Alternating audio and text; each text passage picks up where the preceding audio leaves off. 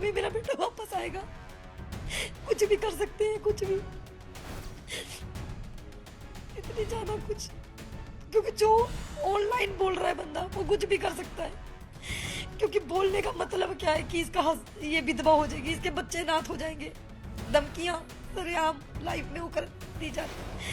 हाल ही में पास्टर बिजेंद्र दिखे गए एक महिला को असॉल्ट करते हुए। अब वो महिला सामने आई है, साथ ही में एक और नया वायरल वीडियो है जहां पे साफ तरीके में नजर आ रहा है कि पास्टर बिजेंद्र किस तरह से उस महिला के साथ इल ट्रीटमेंट कर रहे हैं। हमारे साथ रंजीत कौर है, सीधा उन्हीं से बात करते हैं। आप बता रहे हैं कि आप 12-13 सालों से उनके साथ काम कर रहे थे, फिर क्या हुआ ऐसा कि वो इतना भड़क गए, आपके ऊपर गुस्सा उतारने लगे? था और जब वो रोका गया था तो हमारा स्टाफ सारा वहीं पे था। तो उसमें एक लड़का है जिसकी फैमिली के रिगार्डिंग ये बात थी सारी, क्योंकि उसकी जो सिस्टर है उसके साथ कुछ ऐसी चीजें हो रही थी जो हम सब देख रहे थे।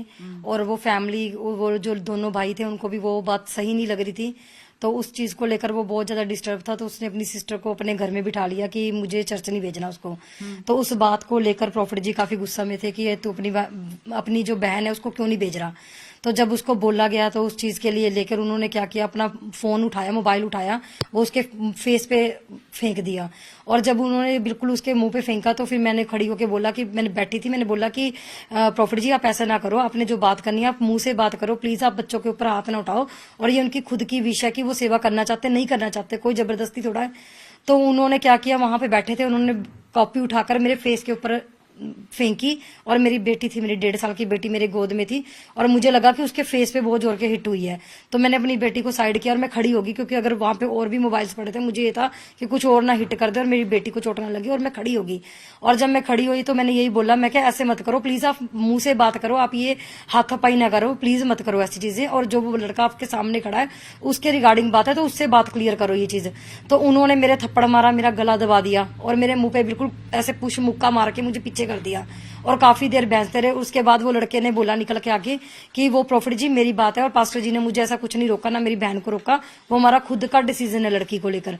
तो वो उनके तरफ गए और उसको, लड़के को इतनी जोर जोर के मारने लगे, इतनी जोर जोर के मारने लगे कि वो लड़का रोने लग गया, काफी रोया। और उसके बाद हमने डिसाइड किया कि हम, कब की बात है? ये 13 फेब की बात है और नाइट की 12 बजे की बात है ये। तो इतना समय क्यों लग गया आपको पुलिस को अप्रोच करने में? हमने उसके बाद हमने ऑन द स्पॉट रिजाइन दे दिया था अपना, और लीगल किया था इनकी मेल करके, और हमने नोटिस भी भेजा था कि ऐसा ऐसा हमारे साथ जो किया गया उसके कारण हमने रिजाइन दे दिया है। और प्लीज आप हमारे लिए कोई कंप्लेंट ना करें। हमें पता है कि जो भी यहाँ से जाता है उसके खिलाफ कंप्लेंट्स की जाती हैं, या तो रेप की जाती है, या छेड़खानी की, या कोई चोरी की। तो हमने उनको भेज दिया था। और 18 उसके नेक्स्ट डे छुट्टी थी, और हमने 18 को ही हमने एसएसपी ऑफिस में जाके कंप्लेंट डाल दी थी। और हमने मतलब बोला था कि हमें ऐसे से हिट किया गया, हमें अपनी सेफ्टी चाहिए। तो उस चीज के लिए हमने कंप्लेंट डाली थी। और कल हमें मुल्लापुर थाने से जो है, हमने वहां पे उनसे वो भी मांगा था कि हमें नंबर दे दो, डायरी नंबर होती है। 1 महीना लग गया उसके लिए? हाँ जी, डायरी नंबर नहीं उन्होंने हमें दिया था, उन्होंने बोला था फोन पे आपको डायरी नंबर आएगा, तो वो भी नहीं आया। हम वेट कर रहे थे उनकी। उसके बाद हमने हमारे जो वकील थे, एडवोकेट थे, उन्होंने मेल भी डाली, और उसके बाद हमने ई पोस्ट भी होता कुछ, वो भी किया हमने।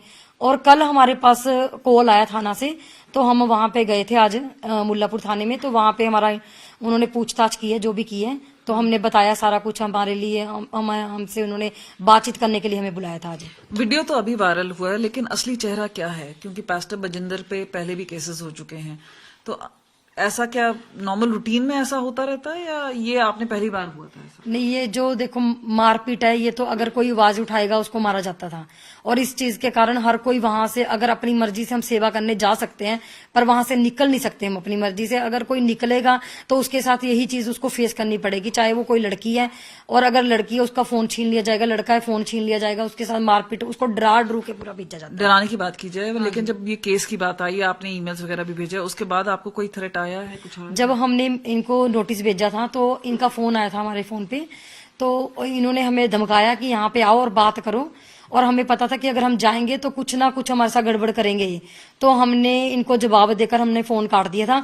उसके बाद पास्टर जी को भी कॉल आ रहे थे कि मैं अपनी वाइफ को भेज रहा हूँ, मैं अपने कमेटी मेंबर्स को भेज रहा हूँ, और वो लेडीज लेकर भेजते हैं। और उनका यही रहता है नेक्स्ट कि अगर कोई लेडी भेजेंगे तो वो लेडी अपने कपड़े फाड़ जैसे कर लेगी और ये बोल लेगी कि इसने मेरे साथ हाथापाई करी। तो पास्टर जी ने स्ट्रिक्टली बोल दिया कि हमारे घर कोई भी नहीं आएगा, हमें आपकी मिनिस्ट्री से कोई लेना देना नहीं है, हमने आपके साथ कोई कॉन्टेक्ट नहीं रखना। बट उसके बाद 2-3 बार हमें ऐसी चीजें हमें वो फेस करनी पड़ी है। और हमें बीच के लोगों से ये भी पता कि ये मेरे हस्बैंड के लिए और इन पास्टर्स के लिए लड़कियां प्लान कर रहे थे कि इनके ऊपर हम रेप केस डालेंगे ताकि ये डर के हमारे पास वापस किसकी आ बात जाए। कर रहे हैं आप? इनकी प्रॉफिट विजेंद्र सिंह जी की, कि वो उन्होंने ऐसे इनको किनको? पास्टर हरिंदर, पास्टर अशोक और इवन कि मेरे हस्बैंड के लिए भी ये लड़की प्लान कर रहे थे।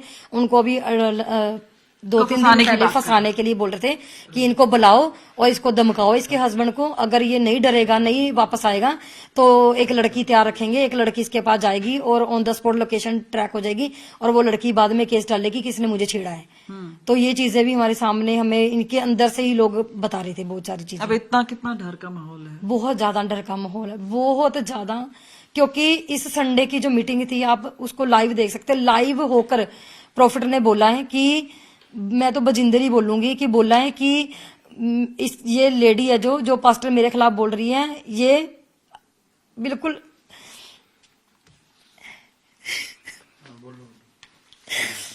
कि ये विधवा हो जाए, इसके बच्चे अनाथ हो जाएंगे।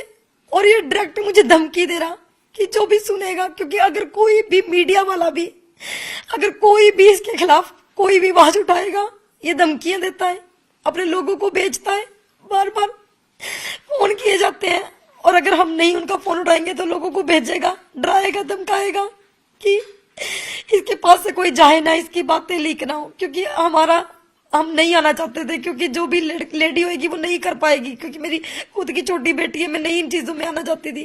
पर मैं मजबूर होकर आज मीडिया के सामने आई। मैं वहां पे गई, पुलिस चौकी गई कि मुझे प्रोटेक्शन, सच में मेरा बच्चा घर जा रहा है और रियलिटी है, मुझे ये नहीं होगा अभी मेरा बेटा वापस आएगा। कुछ भी कर सकते हैं, कुछ भी, इतनी ज्यादा कुछ, क्योंकि जो ऑनलाइन बोल रहा है बंदा वो कुछ भी कर सकता है। क्योंकि बोलने का मतलब क्या है कि इसका ये विधवा हो जाएगी, इसके बच्चे अनाथ हो जाएंगे। धमकियां सरेआम लाइफ में होकर दी जा रही है।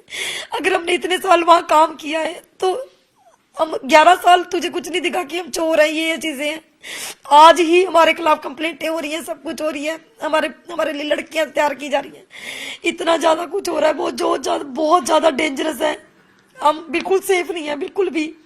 अगर ये बाहर घूमेगा तो हम बिल्कुल सेफ नहीं है, बिल्कुल भी। आपका कहना का मतलब है अरेस्ट होना चाहिए इस पूरे मामले में? इसके ऊपर एक्शन लिया जाना चाहिए, सच में एक्शन होना चाहिए, क्योंकि सच्चाई सामने आनी बहुत जरूरी है।